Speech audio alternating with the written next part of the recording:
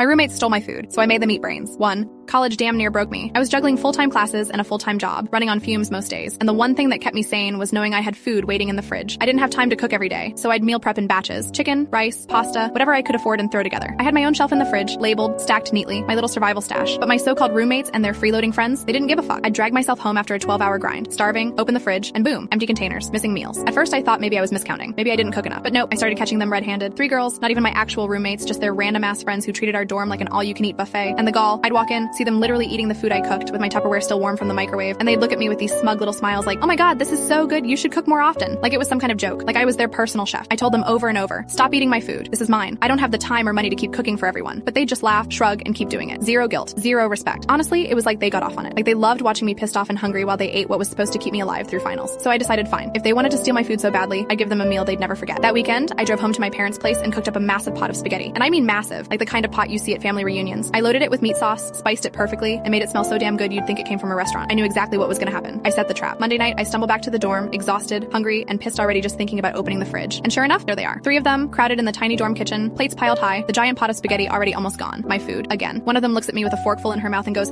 oh my god, this is amazing! What meat is this? You have to tell me. That was my moment. I didn't even blink. I kept my face straight and said, oh, that's head cheese. Pretty common back home on the farm. She tilts her head, confused. Head cheese? What's that? I lean against the counter and say, calm as hell. Pig brains. That's what you're eating. We grind it up and make it into meals all the time. It's actually really healthy. The reaction was instant. Her eyes went wide, she froze mid-bite, and suddenly gagged. She dropped her fork, shoved her plate away, and bolted for the bathroom. She didn't even make it. Halfway down the hall, she started puking. All over the carpet, the walls, and then all over the bathroom trying to reach the toilet. It was like a horror movie. The other 2, they screamed, dropped their plates, and ran out of the dorm like I had just told them they'd eaten human flesh. Gone. And me? I just stood there, watching the chaos, trying not to laugh my ass off, because for once, justice tasted better than the spaghetti. Here's the best part. It wasn't pig brains. It wasn't head cheese. It was just pork sausage and beef mixed together. Normal ass meat. But I sold that lie so hard they swallowed it whole. Or, well, tried to. After that night, my food stayed exactly where I left it. Nobody touched it again. They didn't even talk to me anymore, which honestly, even better. I got my meals, my peace, and they got a lifetime memory of the night they puked their guts out over a fake brain pasta. Sweetest revenge of my life.